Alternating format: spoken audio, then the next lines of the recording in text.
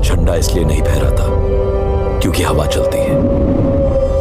यह हर उस जवान की आखिरी सांस से फहराता है जो उसकी रक्षा में अपने प्राण न्योछावर कर देता है।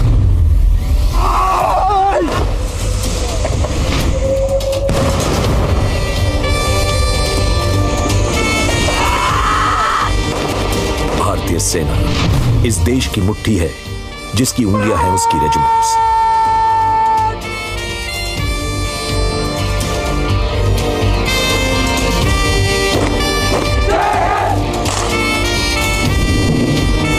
हर एक रेजिमेंट सेना परिवार का एक सदस्य है और उनकी जीवनी भी।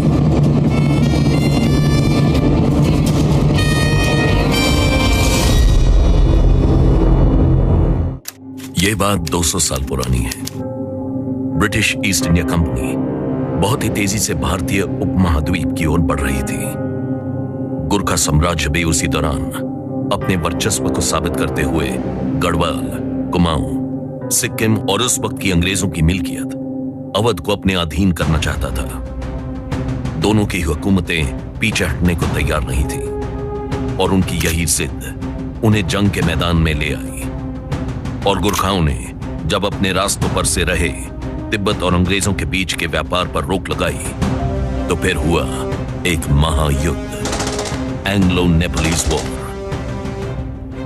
गुरखा साम्राज्य, जो कि आज के समय में नेपाल है, 1814 में अंग्रेजों से 1500 किलोमीटर फैली हुई जमीन पर लदा। अंग्रेजों का पलड़ा हर महीने में भारी था।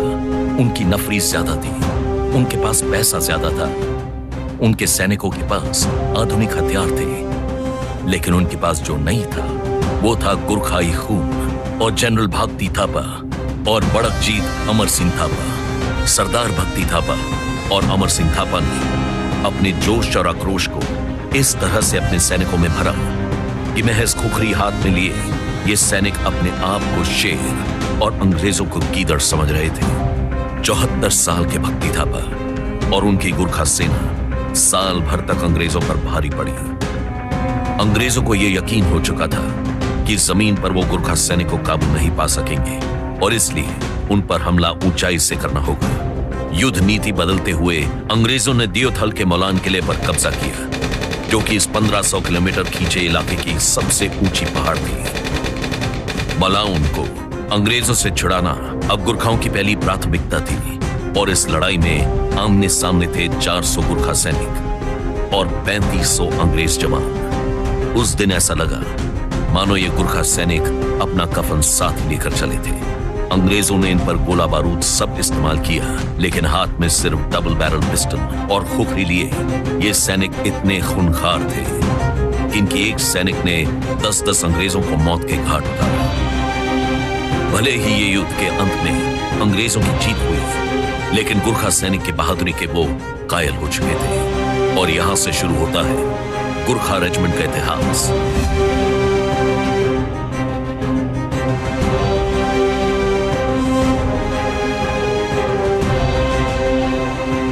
मलौन के युद्ध के तुरंत बाद गुरखा सैनिकों से प्रभावित होकर गुरखा रेजिमेंट की स्थापना ईस्ट इंडिया कंपनी ने 1815 में की।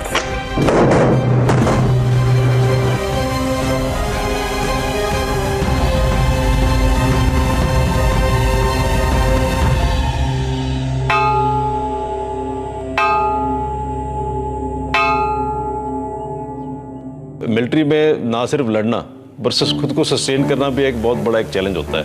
तो एक लड़ना और सस्टेन कर पाना जो था अमर सिंह थापा की फौज का, वो बहुत काबिल तारीफ था, जिसको एक्नॉलेज किया ब्रिटिश ने। तो ये क्वालिटीज़ उन्होंने देखी कि they were far superior in those soldierly qualities, तो जिससे फिर it turn out to be the raising of first Gurkhas जो है, जिसको कि मलौन फोर्ट में ये जंग हुई थी, मलौन रेजिमेंट के नाम पे भी जाना जाता है। तो वहाँ से ब्रिटिश आर्मी में गुरखा सोल्जर्स का आना शुरुआत हुआ 24 अप्रैल 1815, जब ये अंडरस्टैंडिंग आपस में दोनों की हुई है। And that also marks the history, the beginning of the Gurkha rifles. British general sir David Ochterlony, जिन्होंने पहली गुरखा रेजिमेंट को खड़ा किया, उन्होंने कहा था, गुरखाओं में बहादुरी, हैरान और स्थिरता का अद्भुत संतुलन है। वो कभी मैदान में पीछे नहीं हटे, मौत से भयभीत नहीं हुए। Nobody is more fearless than a Gurkha with his kukri. और उस दौरान स्थापित की गई पहली बटालियन कहलाई नसरी बटालियन, जो आगे जाकर बनी एक गुरखा रेजिमेंट। सेकेंड नसरी बटालियन कुछ ही समय के लिए स्थापित थी और फिर डिसबैंड की गई और फिर सिरमौर बटालियन बनी 3 गुरखा रेजिमेंट, जो आज ब्रिटिश आर्मी का हिस्सा है। 1857 में तकरीबन जुलाई में कहीं अप्रूवल मिला एक और बटालियन रेज करने का, जिसको नाम दिया गया एक्स्ट्रा गुरखा रेजिमेंट। तो 6 अगस्त 1857 को अब जो बटालियन है 14GR, जो कि उस वक्त 4GR या Prince of Wales Own Gurkha Rifles के नाम से रेज होगी, ये एक यूनिक बटालियन थी क्योंकि एक पहली फुल फ्लेज्ड बटालियन थी जो कि गुरखा से, जो कि इंडियन आर्मी में शामिल हुई थी। गुरखा रेजिमेंट्स ने ब्रिटिशर्स के अधीन कई मिशंस में लड़ाइयां लड़ी, जिनमें से ज्यादातर ब्रिटिश राज के विस्तार से जुड़े थे। Gurkha Sikh war, Anglo Sikh war, Afghan war. जो मेन बटालियन का जो पहला इंटरनेशनल लेवल पे जो ऑपरेशंस किए बटालियन ने, वो था फर्स्ट वर्ल्ड वॉर में। अगस्त 1914 में as part of the British expeditionary force तो थे ए और बी। हमारा जो था सिरहिंद ब्रिगेड के अंडर में फर्स्ट हमारी रेजिमेंट, दैट इज उस वक्त रेजिमेंट बोलते थे क्योंकि एक ही बटालियन थी, और ये गई थी सुएज एरिया में, that is in the area of canal के इलाके में। वहाँ से कुछ महीने के बाद पूरी ब्रिगेड, जो सिरहिंद ब्रिगेड थी, उसको मूव किया गया फ्रांस में, मार्सेल्स में। और दिसंबर 14 से लेकर के तकरीबन मई जून 15 तक काफ़ी सारे ऑपरेशन उन्होंने हिस्सा ले लिया, और उनमें से जो ज़्यादा ज़रूरी है वो हैं गिवेंची, फेस्टुबर्ट, नाउशैपेल।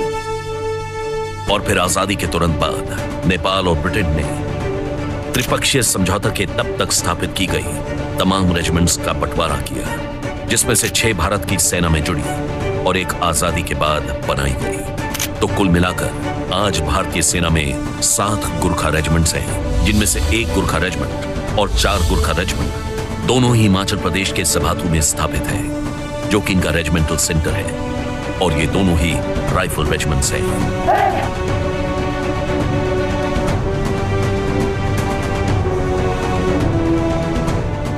राइफल्स का अगर आप हिस्ट्री पढ़ेंगे थोड़ा सा, तो एक्चुअली इनिशियली आप पुरानी मूवीज में आपने देखा होगा मस्केट लोडेड गन्स होती थी, ऊपर से आप लोड करते थे and then used to fire it. So then this concept came of rifle, कि राइफल्ड गन आने लगी, जिससे आप एक्यूरेसी ज़्यादा मिलती थी और आपका फायर ज़्यादा एक्यूरेट रहता था। So then there was a concept which started and they used to call green jackets. There was sort of a special force that time. Rifle regiment दूसरी रेजिमेंट से अपनी चाल ढाल, पहनावे और तौर तरीकों से भी अलग होती है।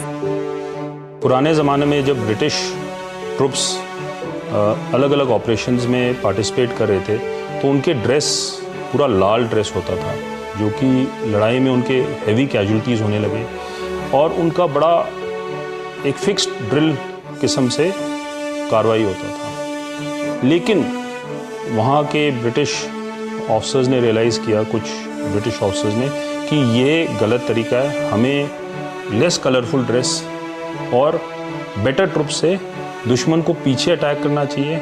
इस दौरान में राइफल रेजिमेंट्स का शुरुआत हुआ। उस दौरान में राइफल रेजिमेंट्स के साथ ड्रेस बिल्कुल कलरफुल नहीं था। अगर आप राइफल रेजिमेंट्स के बटन काले होते हैं, there is nothing flashy in their dress, जबकि सारी यूनिट्स की स्पीड 120 कदम पर मिनट के हिसाब से होता था, तो राइफल रेजिमेंट्स का 140 का स्पीड होता था, और ये गिवन सिचुएशन में 180 तक भी पर मिनट के हिसाब से भी। तो जो ट्रुप्स होते थे वो लाइट होते थे, वो कैमोफ्लैज्ड होते थे उस ज़माने के हिसाब से। उसके बाद उनके साथ जो राइफल्स हैं वो बेटर होते थे। और राइफल से कहीं ज्यादा एक गुरखा सिपाही जाना जाता है अपनी खुखरी की वजह से, जो कि प्राचीन काल से गुरखा समुदाय का न सिर्फ हथियार है, बल्कि उनके अस्तित्व और अस्मिता का प्रतीक भी। खुखरी गुरखा योद्धाओं का एक जातीय हथियार है। ये नेपाल के राजा दरवेशाह द्वारा 1600 सदी में इसको आविष्कार किया गया था, जब लड़ाई के मैदान में गोरखा योद्धा जाता है तो एक बार निकलने के बाद दुश्मन की खून से रंगे बगैर वापस नहीं रखा जाता है। साथ ही ये 21वीं सदी में हमारा पास अनेक प्रकार के अत्याधुनिक हथियार हैं, लेकिन लड़ाई के मैदान में खुकुरी न हो तो हथियार की कमी का महसूस होता है। और कुछ एक धार्मिक धारणा भी है कि ये खुकुरी 3 देवता का प्रतीक होता है। ब्रह्मा जो सृष्टि करता है, साथ ही विष्णु संरक्षण करता है और अपनी सुरक्षा और दुश्मन को बर्बाद करने के लिए शिव भगवान का हमेशा आशीर्वाद रहता है। और आज ये खुखरी एक गोरखा रेजिमेंट और 4 गोरखा रेजिमेंट का इंसिग्निया यानी पहचान चिन्ह भी है। 4 गोरखास का बड़ा यूनिक है। अगर आप डिज़ाइन खुखरीज का देखें, basically they crossing each other. कोई ऐसे है, कोई थोड़ा ज़्यादा एंगल है, कोई थोड़ा सीधा है, तो लेकिन खुखरीज इस तरह से क्लोज है। बट 4GR आपने नोटिस किया होगा, खुखरी एक ही दिशा में है दोनों। खुखरी का 2 अगर आप एंगल देखें 4GR क्रेस्ट में, एक ऐसे है और एक यूं है। To explain the direction in which it is aligned, पहला है कि जब आप वार करते समय जो एंगल होता है, ऐसे आपने खुखरी पकड़ी है तो वो एंगल पहला है, और जब आप वार फिनिश कर चुके होते हो वो दूसरा एंगल है। और इनकी इस खुखरी ने कई दुश्मनों का खात्मा कर देश की सुरक्षा की है। आज इन दोनों ही रेजिमेंट्स के नाम कई वीरता पुरस्कार हैं। एक गोरखा रेजिमेंट के नाम है एक परमवीर चक्र, एक अशोक चक्र, 6 महावीर चक्र और 16 वीर चक्र। 4 गोरखा रेजिमेंट के नाम है 4 महावीर चक्र, 16 वीर चक्र, 11 शौर्य चक्र और 6 सेना मेडल।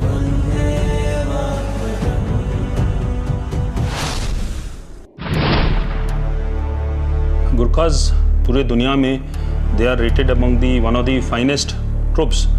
तो ऑटोमेटिकली जब भी आगे दुश्मन को पता लगता है, चाहे वो अभी हो जर्मन ट्रुप्स के अगेंस्ट हो, इटालियन ट्रुप्स के अगेंस्ट हो, या अरब ट्रुप्स के अगेंस्ट, या जापानीज़, या अभी इंडिया और पाकिस्तान ट्रुप्स के अगेंस्ट हो, तो वहाँ जैसे लोगों को पता लगता है कि गुरखा ट्रुप्स आ रहे हैं, तो ऑटोमेटिकली दुश्मन का मनोबल थोड़ा कमज़ोर पड़ जाता है। उसमें तो कोई शक नहीं है। ये माना जाता है कि गुरखा ट्रुप्स अगर उस इलाके में हैं तो दुश्मन को अपना ख्याल रखना पड़ेगा।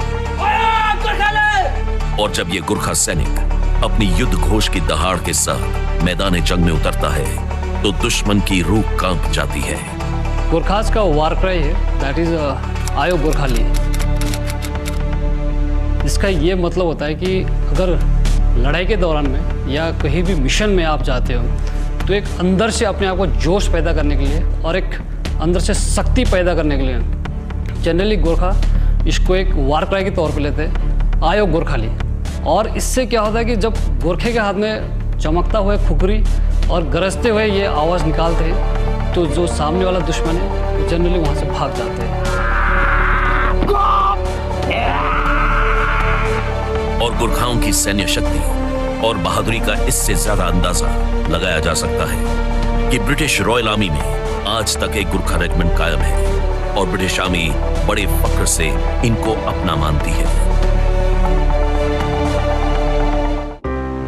गुरखा सैनिक का खौफ दूर दूर तक फैला है। जहां जहां ये कमीशन रहे वहां वहां अपने शौर्य की दास्तां छोड़कर आए और यही कहानियां बताती हैं आखिर क्या खूबियां हैं इस गुरखा सैनिक की। एक सोल्जर बनने की जो क्वालिटीज होनी चाहिए वो सारी एक गोरखा ट्रुप में भरी पड़ी है। सबसे पहले आप चाहते हो ब्रेवरी की बहुत मिसालें हैं एक गोरखा जवान की। फिजिकल फिटनेस, क्योंकि अभी उनके रीजन इतना टफ है जहाँ से वो आते हैं और उनके अगर आप नोटिस करें बड़ी मस्कुलर बॉडी होती है उनकी। लेग्स काव्स अगर आप नोटिस करो दे आर वेरी स्ट्रॉन्ग। तो courage, physical strength, then simplicity of lifestyle, और ये जब चीज़ें मिल जाती हैं तो मैं कहता हूँ कि ये एक बड़ा अच्छा एक इंग्रेडिएंट है to make a a great soldier. फिर क्या है कि ही इज ऑलवेज हैप्पी, मतलब चाहे कैसा भी सर्कमस्टांसेस आए, खुश है। एक गुरखा सैनिक मौत से नहीं डरता, जैसे लांस नायक धन बहादुर पांग, जो कि 1971 में पाकिस्तान और भारत के बॉर्डर पर मौजूद चबुकरा पर लड़ रहे थे। बेहद खूनी लड़ाई के बाद जब इनके साथी इन्हें ढूंढते हुए पहुंचे तो देखा लांस नायक धन बहादुर पांग पूरी तरह जख्मी थे और उनके दोनों पैर बारूद से उड़ चुके थे। लेकिन वो शांति से बैठे सिगरेट के कश को ले रहे थे और बड़े ही स्वाभाविक और सरल तरीके में उन्होंने अपने साथियों से पूछा कि क्यों पोस्ट हो गई ना कैप्चर, बाकी बटालियन ठीक है ना।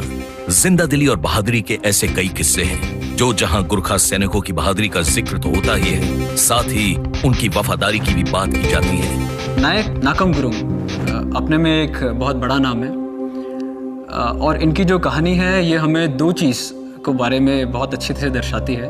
पहला, चार्ल्स डार्विन की theory survival of the fittest, और दूसरी चीज़ हमें इंस्पायर करती है कि कोई भी चीज़ इम्पॉसिबल नहीं है। जो Naik Nakam Gurung 2nd battalion 1st Gorkha rifle में एनरोल हुए थे, ये बात है 1927 की। ये चार्ली कंपनी में आए और अपनी ट्रेनिंग के दौरान, पलटन के दौरान इन्होंने बहुत बढ़िया काम किया। लेकिन उसी दौरान वापस लौटते समय उन्हें मलेरिया हो गया, जिसकी कमजोरी के चलते वो यूनिट के साथ चल नहीं पा रहे थे। तो उन्हें 3 महीने के राशन के साथ छोड़ा गया, इस भरोसे और ऑर्डर के साथ कि जल्द ही भारतीय टुकड़ी उन्हें वहां से वापस ले जाएगी, क्योंकि दुश्मन की सीमा से अकेले निकलना उनके अकेले के लिए मुश्किल होगा। हवलदार नाकम गुरुंग इस ऑर्डर का पालन करते हुए वहां इंतजार में रुके और हिले नहीं। हफ्ते बने महीने, महीने बने साल, और हुक्म का पालन कर रहे नाकम गुरुंग वहां से हिले नहीं और 7 साल गुजर गए। इन 7 साल के दौरान में नायक नाकम गुरुंग ने अपने लिए खुद एक झोपड़ी, अपने लिए रहने का आवास, अपने लिए खाने पीने के लिए उन्होंने हंटिंग शुरू करी, ट्रैप्स बनाए। वो पूरा उसी स्थिति में ढल गए थे कि 7 साल बाद फिर उसी जगह में एक जीआर की पलटन की टोली वहाँ से पेट्रोल कर रही थी। तो उस जंगल से जब वो पेट्रोल करते हुए गए तो उन्होंने देखा कि ये कौन एक अलग सा बंदा है। पर जब नायक नाकम गुरुंग ने देखा कि ये तो मेरे जैसे ही बंदे हैं, मेरे ही गोरखाली ट्रुप हैं, तो उन्होंने गोरखाली में बात करी। जब उन्होंने गोरखाली में बात करी, जो दूसरी टोली थी जो पेट्रोल जिनकी घूम रही थी, उनको भी लगा कि ये तो गोरखाली वाला बंदा है, हमारा बंदा है। और जब आगे खोज हुई तो पता लगा ये 7 साल पुराने जिनको इस जंगल में छोड़ा गया था, और वो आज तक इस परिस्थिति में अपने आप को संभाल पाए और अभी तक अपने आप को जीवित रखा। और इस तरीके से नायक नाकम गुरुंग ने 7 साल की जो अपनी जंगल सर्वाइवल की ट्रेनिंग थी उस पर काफ़ी मेहनत करते हुए ऑन ग्राउंड इम्प्लीमेंटेशन किया और एक फौजी की तरह अपने आप को इस परिस्थिति में भी कायम रखा। एक गुरखा सैनिक होता है कर्तव्यनिष्ठा, जैसे हवलदार मनीलाल तमंग, जो कि सियाचिन की बर्फीली सर्द पहाड़ियों में अपनी यूनिट के साथ थे जब उनके पोस्ट कमांडर कैप्टन एस बहल को दुश्मन की शेलिंग में घायल हो गए। खराब मौसम के चलते उन्हें एयरलिफ्ट भी नहीं किया जा सकता था, लेकिन मनीलाल तमंग अपने कमांडर के प्रति बेहद समर्पित थे और उन्हें इस हालत में देख नहीं पा रहे थे। जो बाना पोस्ट है वो 1500 मीटर स्ट्रेट वर्टिकल क्लाइम है अपने नेक्स्ट पोस्ट से। तो उन्होंने जब आर्टी शेलिंग बंद हुआ तो उस दौरान में उन्हें अपने पीठ पे लाद कर पूरा अकेले ऊपर से नीचे जो 1500 मीटर है वो लेके आए थे। हमें ये अंडरस्टैंड करना ज़रूरी है कि सुपर हाई ऑल्टीट्यूड में जहाँ आदमी को अकेले चलना मुश्किल है, उसमें मनीलाल तमंग ने ऑफिसर को रेस्क्यू किया बहुत ही डिफ़िकल्ट सिचुएशन में एंड पूरा लेके आए। तो ये एक बहुत बड़ी अचीवमेंट थी। तो एक गुरखा सैनिक कर्तव्यनिष्ठा, सच्चा, ईमानदार और भरोसे वाला तो है ही, लेकिन उसकी बहादुरी सर्वोपरि है। और इस वीरता और साहस की अभूतपूर्व मिसाल थे captain Gurbachan Singh Salaria. Captain Gurbachan Singh Salaria originally 23 GR के थे। जब 21 दिसंबर 1959 पे 31 GR रेज हुआ तो उन्होंने पलटन को ज्वाइन किया और ज्वाइन करने के बाद इमीडिएटली यूएन मिशन में कॉन्गो में 310R गई थी। उस दौरान में जो रेबल फौज थी काटंगा में, तो उनके अगेंस्ट यूएन ने ऑपरेशन शुरू कर रहे थे in the month of December 1961। However rebels को इसकी भनक लग गई और उन्होंने यूएन की जो हेडक्वार्टर है एट काटंगा एट एलिजाबेथ वैली और एयरपोर्ट के बीच में उन्होंने एक रोड ब्लॉक लगा लिया। एक मेजर रोड जंक्शन था जिसमें उन्होंने रोड ब्लॉक लगा लिया। लेकिन रेबल्स एक थर्ड लोकेशन में भी थे जिसने फायर ओपन नहीं किया। नाउ कैप्टन सलारिया जो थे वो एयरपोर्ट के सामने एक रेफ्यूजी कैंप था, वहाँ पे एक प्लेटून के साथ, अल्फा कंपनी की एक प्लेटून के साथ वहाँ पे डिप्लॉयड थे। तो उनको जो टास्क मिला था कि दूसरे डायरेक्शन से आना है और उन्होंने रेबल्स को कट ऑफ करना है ताकि जब मेन फौज का अटैक रोड ब्लॉक पे लगे तो जो फौज वहाँ से भागे उसको एंगेज करने की। 3/1 गुरखा राइफल्स को इस रोड ब्लॉक को हटाने का आदेश दिया गया और इस ऑपरेशन के लिए जो मुख्य फौज थी वो गुरखाओं और आयरिश आर्मी की एक यूनिट से बनी थी। लेकिन जब वो ऑब्जेक्टिव के सामने पहुंचे तो उन पर जबरदस्त गोलाबारी हुई और उन्हें ये तुरंत समझ आया कि यहाँ तकरीबन 90 विद्रोही और 2 आर्मर्ड पर्सनल कैरियर्स यानी APC मौजूद थे। उन्हें इस बात का भी एहसास हो गया था कि अगर इस फौज को यहाँ नहीं रोका गया तो ये आगे हो रही बड़ी लड़ाई पर भारी पड़ेगी। तो इन्होंने सपोर्टिंग फायर का अरेंजमेंट किया उन आर्मर्ड कारों से। आर्मर्ड कार्स ने उनको सपोर्टिंग फायर देना शुरू कर दिया और इन्होंने उनके ऊपर हमला बोल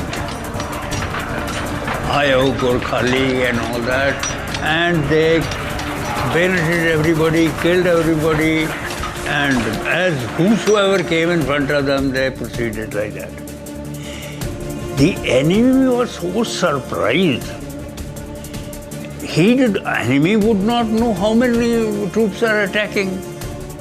And he'll hardly expect भी 16 आदमी जो 90 आदमी के ऊपर हमला करते हैं। जो ये फौज थी इसमें रेबल फौज प्लस जो मर्सनरीज थे बेल्जियन आर्मी के, यूरोपियन मर्सनरीज, इसका मिक्स फौज था।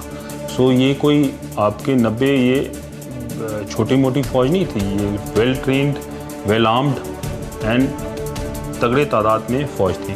लेकिन इन्होंने एक गुरखा का assault and led by such a strong and fearless officer ये इन्होंने देखा नहीं था। और इस तरह कैप्टन गुरबचन सिंह सलारिया अपनी छोटी लेकिन बेहद बहादुर यूनिट के साथ दुश्मन की इस फौज को आगे बढ़ने से रोक पाए, जिसके चलते आगे चल रहा मुख्य ऑपरेशन प्रभावित नहीं हुआ और यूएन की फौज को रास्ता मिला। लेकिन इस ऑपरेशन के दौरान कैप्टन सलारिया को गले पर गोली लगी जो कि जानलेवा साबित हुई और वो शहीद हुए। लेकिन उनके कमांडिंग ऑफिसर ने उनकी इस शहादत को सर आंखों पर रखकर कैप्टन गुरबचन सिंह सलारिया को मरणोपरांत परमवीर चक्र से सम्मानित किया गया और वो पहले ऐसे अफसर थे जिन्हें यह सम्मान भारत की सरहद के पार किसी फॉरेन ऑपरेशन में मिला। और कॉन्गो में ही यूएन के ऑपरेशन में 2 और गुरखाली सैनिकों ने अपने शौर्य का प्रदर्शन किया और उन्हें भी सर्वोच्च वीरता पुरस्कार से नवाजा गया।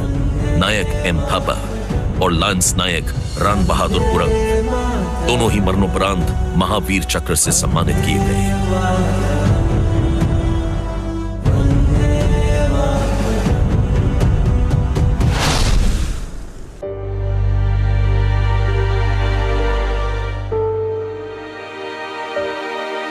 गुरखा रेजिमेंट का इतिहास शौर्य, वीरता और बलिदान की कहानियों से गौरवान्वित है। सीमा सुरक्षा मिशंस में गुरखा रेजिमेंट हमेशा आगे रही और खासकर सियाचिन ग्लेशियर के दुर्गम इलाके में। ऑपरेशन मेघदूत भारत के जम्मू कश्मीर राज्य में सियाचिन ग्लेशियर पर कब्जे के लिए भारतीय सेना के ऑपरेशन के कोड का नाम था।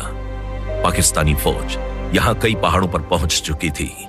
13 अप्रैल 1974 को शुरू किया गया यह सैन्य अभियान अनोखा था क्योंकि दुनिया की सबसे ऊंचाई पर स्थित युद्ध क्षेत्र में पहली बार हमला शुरू किया गया था और इस इलाके के बेला फोंडला कॉम्प्लेक्स में मौजूद थे मेजर कृष्णा गोपाल चैटर्जी, 18 सितंबर 1987 को मेजर केजी चटर्जी इंडक्ट हुए सियाचिन में। बिला फोंडला में उन्होंने डिफेंसेस लेने थे, चार्ली कंपनी कमांडर। बिला फोंडला कॉम्प्लेक्स एट अराउंड 5579 मीटर की ऑल्टीट्यूड पर स्थित है। तो आते ही बटालियन का स्वागत हुआ पाकिस्तान की ओर से हेवी शेलिंग द्वारा। 23/24 सितंबर की नाइट को फिर से हेवी शेलिंग हुई पाकिस्तान की ओर से। हालांकि उसमें कोई खास इंजरी नहीं हुई, बट 24 और 25 की रात को 6 बजे शाम को 6:30 बजे के आसपास पाकिस्तान की ओर से एक battalion size attack Charlie company के ऊपर आया, अशोक पोस्ट के ऊपर, जो कि बिला फोंडला का हिस्सा है। इस दौरान काफ़ी हेवी शेलिंग हुई, लेकिन मेजर केजी चटर्जी ने इनिशिएटिव दिखाते हुए अपना जो आर्टी फायर था वो दुश्मन के ऊपर डायरेक्ट किया और दुश्मन के अटैक को विफल किया। लेकिन इस दौरान उन्हें गहरी चोटें भी लगी, जिसके चलते उन्हें लौटने के लिए कहा गया, लेकिन उन्होंने इवैक्यूएशन से साफ इनकार कर दिया। एक जो प्लाटून होती है, जब ऑन ग्राउंड जो लोग वहाँ खड़े होते हैं वो पूरी स्ट्रेंथ में नहीं होते, बिकॉज कोई छुट्टी पर है, कोई कहीं है। तो इस दौरान एक प्लाटून के ऊपर एक बटालियन का स्ट्रेंथ आना इज लाइक 1:9 का रेशियो, कि एक बंदे के ऊपर 9 लोग लड़ने के लिए आ रहे हैं। फिर भी जब एक कमांडर इस स्थिति में खड़ा है तो उसके जो जवान हैं वो अपने कमांडर का साथ हमेशा देते हैं। जिसका आप एग्जाम्पल दे सकते हैं लांस हवलदार नर बहादुर आले की तरफ से। ये एक MMG डेट कमांडर थे। लांस हवलदार नर बहादुर आले medium machine gun unit commander थे और लगातार दुश्मन पर वार कर रहे थे, लेकिन दुश्मन की फायरिंग में इनके दोनों साथी जख्मी हुए और इन्होंने अकेले ही मीडियम मशीन गन को उसके ट्राइपॉड से उठाकर फायरिंग शुरू की। मीडियम मशीन गन यूनिट की अगर ट्राइपॉड यानी जिस पर इस मशीन गन को रखकर फायर किया जाता है उसे अगर हटा दिया जाए तो इस बंदूक का वजन होता है तकरीबन 18 किलो। ये कहना जितना ही आसान है, करना ही उतना ही मुश्किल, क्योंकि जब आप समझ सकते हैं कि एक हथियार के ऊपर 3 लोग हैं और जब वो बंदा अकेले उसको इस्तेमाल कर रहा है तो उसके लिए कितनी धैर्य, कितनी शक्ति और कितने साहस की ज़रूरत पड़ती है। खास करके जब आप देख रहे हैं कि आपके ऊपर 9 लोग, अगर नॉर्मल में भी देखें 9 लोग आपके ऊपर आ रहे हैं और आप किस तरह का धैर्य और साहस दिखाते हैं। लेकिन लांस हवलदार आले ने बिना रुके हुए दुश्मन पर अंधाधुंध फायरिंग की और किसी को कॉम्प्लेक्स के 50 मीटर के दायरे में आने नहीं दिया और अंत में वो वीर गति को प्राप्त हुए। मेजर कृष्णा गोपाल चैटर्जी को अपनी नेतृत्व क्षमता और बहादुरी के लिए महावीर चक्र से सम्मानित किया गया और वहीं दूसरी ओर अंत तक मैदान जंग में लड़ने और देश के लिए सर्वोच्च बलिदान देने के लिए लांस हवलदार नर बहादुर आले को मरणोपरांत महावीर चक्र से सम्मानित किया गया। और इसी सियाचिन ऑपरेशन से जुड़ा है नाम 4 गुरखा राइफल्स के नायक प्रेम बहादुर गुरंग का। इनकी कंपनी इसी बिला फोंडला कॉम्प्लेक्स के दूसरे छोर पर थी। नायक गुरंग यहां सेक्शन 2IC के तौर पर यहां थे। एज अ सेक्शन 2IC काम होता है आपका कि अपने आप सेक्शन में एम्यूनिशन की कमी महसूस ना होने दें। पूरे शेलिंग के दौरान और अटैक के दौरान इन्होंने इंश्योर किया कि सभी जगह एम्यूनिशन पहुंचे। साथ ही साथ इन्होंने अपने जवानों का मनोबल बढ़ाए रखा। और एक समय ऐसा आया जब दुश्मन जब काफ़ी नज़दीक आ गए तो देखने वाले कहते हैं इन्होंने 4 पाकिस्तानियों के ऊपर अपनी खुखरी से हमला कर दिया, क्योंकि एम्यूनिशन पूरा ख़त्म हो चुका था। और उन 4 में से इन्होंने 3 को वहीं पर ढेर कर दिया। हालांकि इस गुत्थम गुत्थे की लड़ाई में वो खुद भी शहीद हो गए और उनको भी अंत में मरणोपरांत महावीर चक्र से पुरस्कृत किया गया।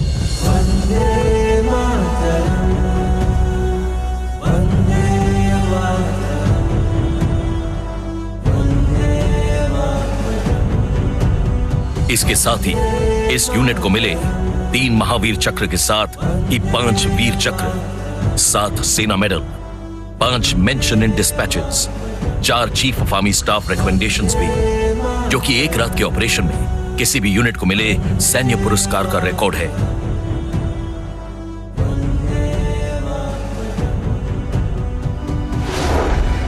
ऑपरेशन मेघदूत के जैसा ही महत्वपूर्ण था ऑपरेशन कैक्टस लिली, जो कि कोड नेम था 1971 के बांग्लादेश के निर्माण के मिशन का।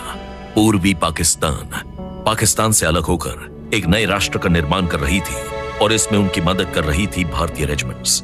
यहां भी 1 गोरखा राइफल्स के नाम रहे 3 Mahavir Chakra. Major general Venugopal, PVSM, MVC, rifleman Patiram Gurung, MVC, havildar Vir Bahadur Pun, MVC।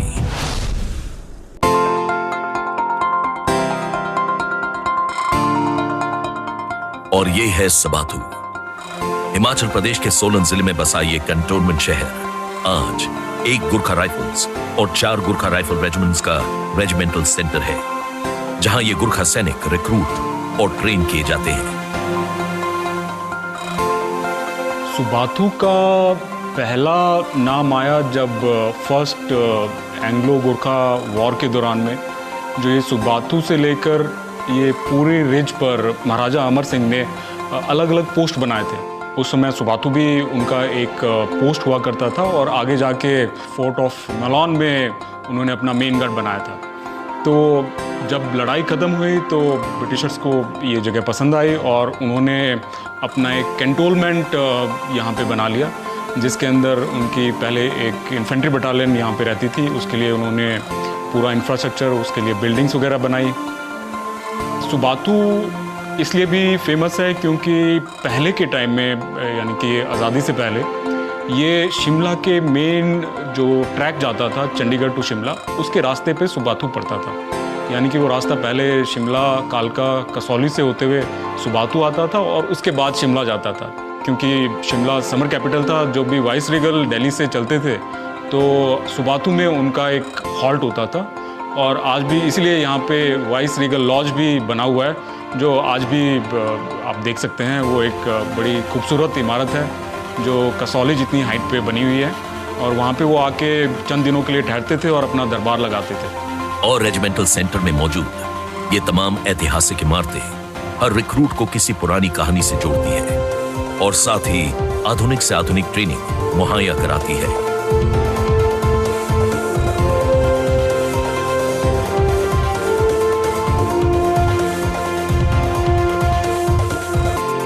Sabathu हमारा जो सेंटर है 2 हिस्से में बटा हुआ है। If you see land pockets जो हमारे पास हैं, तो यहाँ पर रिक्रूट कंपनियाँ, हेडक्वार्टर आदि यहाँ पे लोकेटेड है सबाथू में, जहाँ की हमारे पास करीब 140 एकड़ ज़मीन है यहाँ पर आर्मी लैंड कैटेगरी की जो है।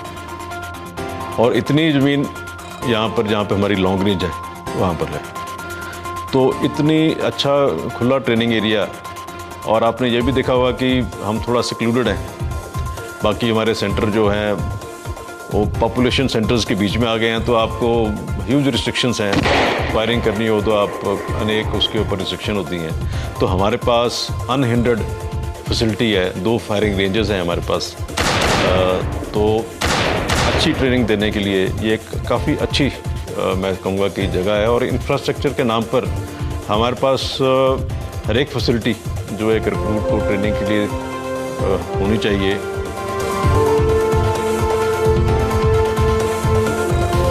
और फिर एंटरटेनमेंट फैसिलिटीज़ जो कि एक अनदर इम्पॉर्टेंट हिस्सा है ट्रेनिंग के साथ साथ, तो सारी फैसिलिटीज़ जो हैं हमारे को यहाँ अवेलेबल हैं। गुरखा रेजिमेंट में आने वाले जवान अमूमन इन पहाड़ी इलाकों से ही हैं। जो इंडियन आर्मी में गुरखास का रिक्रूटमेंट है वो प्राइमरली नेपाल, उत्तराखंड में देहरादून, एरियाज ऑफ पिथौरागढ़, फिर Dharamshala Himachal and Nahan, these areas, as well as Assam, Manipur, यहाँ भी गुरखा सेटलमेंट्स हैं, and Darjeeling, Siliguri, Sikkim, these are the belts from where we get our Gurkhas. Also, we have Gurkhas in Jammu who settled down during the period of Maharaja Ranjit Singh, and these are the places where we get Gurkhas from.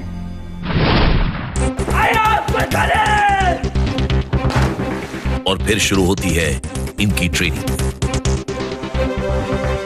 इस training centre में जो हर विभिन्न means प्रांतों से आते हैं, जैसे नेपाल से आते हैं, ये इंडियन डोमिसाइल जो गुरखेज आते हैं, इनको हम बेसिकली यहाँ पे बेसिक मिलिट्री ट्रेनिंग और एडवांस मिलिट्री ट्रेनिंग, ये 2 ट्रेनिंग कराते हैं, जिसके अंदर हम इनको 4 फेज़ में बांटते हैं।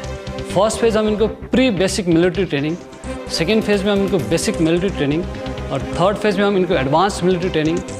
और जैसे ये लोग पास आउट होते हैं तो हम इनको फिर प्रेजेंटली जो अभी सी इन्वायरमेंट है उसको मद्देनजर रखते हुए सी एक्सपोजर देते 2 हफ्ते की। Physical fitness, stamina training, stress management, firing practice, navigation training वगैरह तो हर रेजिमेंट के ट्रेनिंग प्रोग्राम का हिस्सा है। लेकिन उससे जाकर जो खास ट्रेनिंग एक गुरखा सैनिक को मिलती है वो है खुखरी ट्रेनिंग।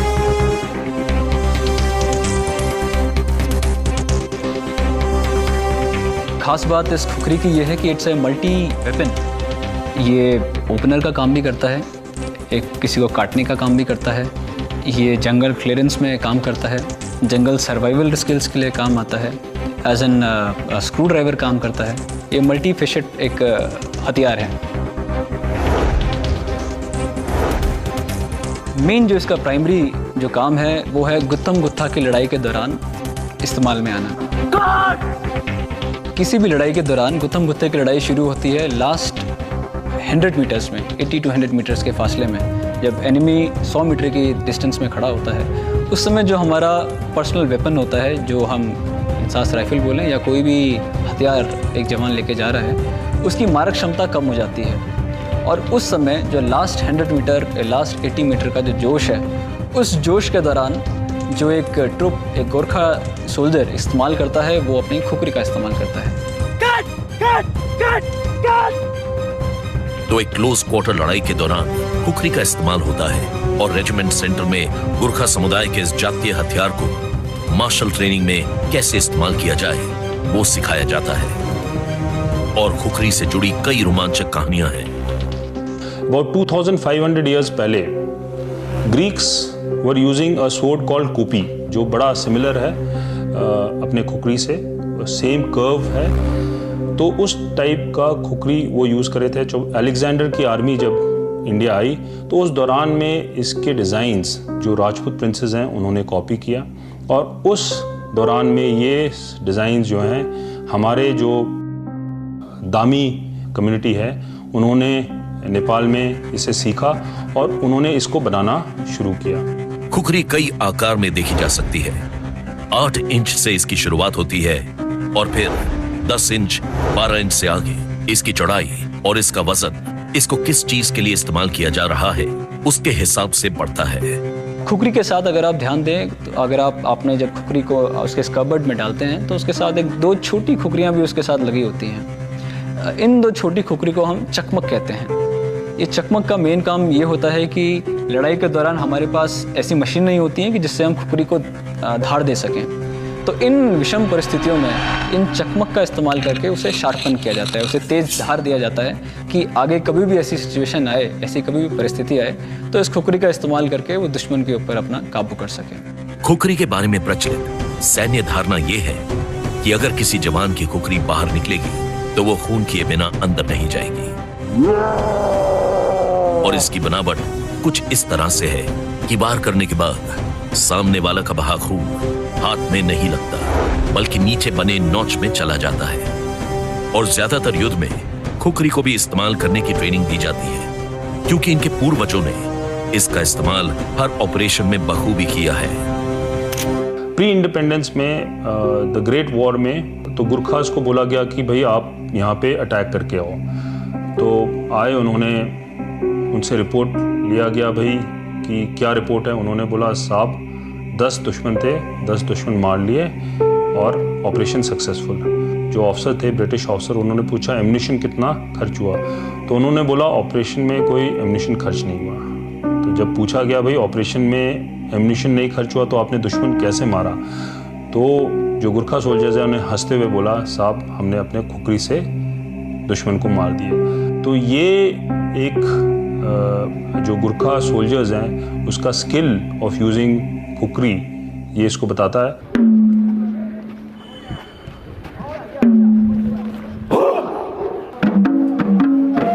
और आज रेजिमेंट की ट्रेनिंग में यह खुखरी डांस बेहद मशहूर है और गुरखा जवान की खुखरी और उसके युद्ध घोष के आगे अच्छी सी अच्छी सेनाएं कमजोर पड़ जाती हैं।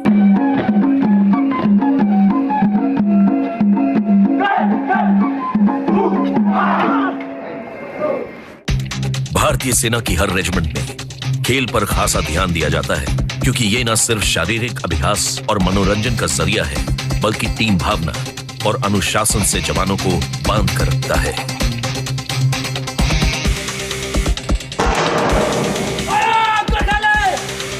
गोरखा राइफल रेजिमेंट्स में भी कई खिलाड़ी हैं, लेकिन जिस खिलाड़ी ने इन्हें सबसे ज्यादा फक्र महसूस करवाया है वो थे हेमू अधिकारी। कर्नल रामचंद्र हेमचंद अधिकारी, जिन्हें कर्नल हेमू अधिकारी भी कहा जाता है, इन्होंने 1962 में 1st battalion 1st Gorkha rifle join करी और इस दौरान पलटन काफ़ी डिफरेंट लोकेशन में गई और पलटन के साथ उन्होंने बहुत ही सराहनीय काम किया। एक फ़ौजी होने के सिवाय वो एक नेशनल लेवल के क्रिकेटर भी थे। इन्होंने अपना डेब्यू फर्स्ट क्लास क्रिकेट 1937 में खेला, 37-38 में, और 58-59 के दौरान इन्होंने इंडियन टेस्ट टीम को कैप्टनसी भी संभाली। इनकी 109 रन की 9th विकेट की पार्टनरशिप गुलाम अहमद के साथ हुई थी, जो कि इंडियन हिस्ट्री के रिकॉर्ड में, इंडियन क्रिकेट के रिकॉर्ड में आज भी गिना जाता है। कैप्टन हेमू अधिकारी ने फिर आगे जाकर भारतीय क्रिकेट टीम को कोच भी किया। इनके अलावा जो और प्रतिभाशाली खिलाड़ी इस रेजिमेंट ने देश को दिए वो हैं माउंट एवरेस्ट चढ़ने वाले सूबेदार तिल बिक्रम बुद्ध टॉकी, शौर्य चक्र 2005 कॉमनवेल्थ गेम्स में शूटिंग में गोल्ड मेडल जीतने वाले हवलदार सुशी खले, 2006 में विंटर ओलंपिक्स में पहली बार स्कीइंग में भाग लेने वाले सर्विसमैन हवलदार गुप्ता बहादुर गुरंग, कॉमनवेल्थ गेम्स में शूटिंग में 2 गोल्ड मेडल्स जीतने वाले सूबेदार पेमा तमंग। ओम नमः शिवाय। गोरखा सैनिक खेल के अलावा अपनी आस्था और भक्ति में भी काफी लीन रहते हैं और रेजिमेंटल सेंटर में मौजूद इनकी कुल देवी मां दुर्गा का मंदिर इनके लिए एक आध्यात्मिक केंद्र भी है। हम रूटीन मंदिर में पूजा की व्यवस्था जो है, पुजारी जी ना सिर्फ मंदिर में पूजा करते हैं और रिक्रूट कंपनी में विजिट भी करते हैं, पंडित जी फीडबैक लेते हैं, स्पिरिचुअल ज्ञान जो है उनके साथ शेयर करते हैं। तो जो एक मंदिर की प्रथा जो है मायने रखती है एक सोल्जर की लाइफ में, और इसको जितना स्ट्रेंथन किया जाए मेरे हिसाब से वो अच्छा है, बिकॉज स्पिरिचुअलिटी और सोल्जरिंग जो है आपस में काफ़ी इनका गहरा नाता है। बोलो सच्चे दरबार की। इस मंदिर में गुरखा अपनी खोखरी की भी पूजा करते हैं और मिशन पर जाने से पहले नतमस्तक होते हैं। गोरखा रेजिमेंट की पहचान उनकी खोखरी के अलावा उनके सर के पहनावे से भी है। जब पहली बार गोरखा यूनिट्स का जन्म हुआ, जो फर्स्ट एंग्लो गोरखा वॉर में, जिसमें महाराजा अमर सिंह गोरखा आर्मी का नेतृत्व कर रहे थे, उस समय गोरखा हैट का चलन नहीं था। उस समय लोग अपने सर पर पगड़ी बांध के लड़ाई के मैदान में जाते थे, क्योंकि पगड़ी एक बहुत ही सम्मान का चिन्ह था। उसके बाद धीरे धीरे जैसे जैसे गोरखा यूनिट्स ब्रिटिश आर्मी के अंडर में आई तो हैट का चलन हुआ। अब हैट के अंदर पगड़ी का भी मान रखने के लिए उन्होंने हैट के ऊपर पगड़ी के रूप में अपनी रैंक के हिसाब से पट्टियां लगाने का ट्रेडिशन शुरू हुआ। अब उसके अंदर एक ऑफिसर की अगर आप देखेंगे, हैट के अंदर 9 पट्टियां होती हैं, एक जेसीओ की 7 और एक एनसीओ की 5। तो पगड़ी को सम्मान देने के लिए और उसको गोरखा हैट के अंदर मिलाने के लिए आज भी वो ट्रेडिशन हमारे यहाँ कायम है। गोरखा रेजिमेंट की एक और खासियत है, जब कोई ऑफिसर यहाँ रिक्रूट होकर आता है तो उसके लिए यह बेहद जरूरी माना जाता है कि वो अपने ट्रूप्स को समझे और ज्यादा बेहतर तरीके से उनसे जुड़े, जिसके लिए यहाँ कई प्रयत्न किए जाते हैं। चाहे वो ऑफिसर पंजाब से हो, हरियाणा से हो, नीचे तमिलनाडु से हो या बंगाल से हो, चाहे वो किसी भी प्रांत से आया हो, पर एक गोरखा यूनिट में आने के बाद उसे गोरखा ट्रूप्स के कस्टम एंड ट्रेडिशंस, उसकी भाषा और यहाँ तक कि उसके ट्रेडिशनल डांसेस और सॉन्ग्स भी उसे सीखने पड़ते हैं और फॉर्मली उनको सिखाए भी जाते हैं। इसमें भाषा का बहुत महत्व है। एक ऑफिसर मैन के बीच में जो भी कन्वर्सेशन होता है, चाहे वो पासिंग ऑफ ऑर्डर्स हो, इनफॉर्मल फॉर्मल कन्वर्सेशन हो, वो सब सिर्फ और सिर्फ गोरखाली में होता है। और ये ट्रेडिशन अभी शुरू नहीं हुआ है, ये जब से गोरखा रेजिमेंट रेज हुई है 1815 से, ये ब्रिटिशर्स भी ऐसा ही करते थे, वो गोरखाली सीखते थे और सेम ट्रेडिशन आज तक फॉलो होता है। और साथ ही फिर इन्हें जोड़ता है इनका झांबरे नृत्य।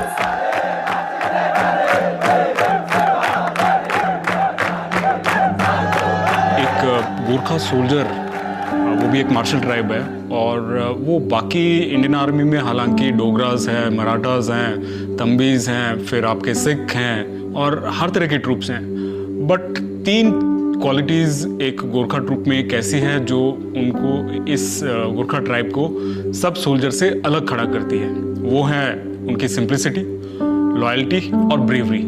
वो अपने देश के लिए, अपनी मिट्टी के लिए, अपनी यूनिट और रेजिमेंट के लिए वो अपनी जान देने में भी 1 सेकंड के लिए वो अपनी परवाह नहीं करते हैं। सैम मानेकशॉ ने भी बोला है, if soldier is not afraid of dying then either he is a liar or he is ए गोरखा। सो ये बात एक गोरखा सोल्जर के ऊपर बिल्कुल ठीक बैठती है। और जो शुरू से एक गोरखा सोल्जर का मोटो है वो है काफर हुनु बंदा मरनु रामरो। That means it's better to die rather being coward. बलिदान का ये जज्बा, खुखरी की धार और दुर्गा मां का आशीर्वाद लिए जब ये गोरखा आगे बढ़ता है तो दुश्मन लड़ना तो दूर, आंख मिलाने से भी कतराता है। कर्तव्य निष्ठा और देश के प्रति समर्पित गोरखा रेजिमेंट आज भारतीय फौज की सबसे मजबूत रेजिमेंट है, जो कठिन से कठिन ऑपरेशंस में अपनी वीरता की छाप छोड़ कर आते हैं।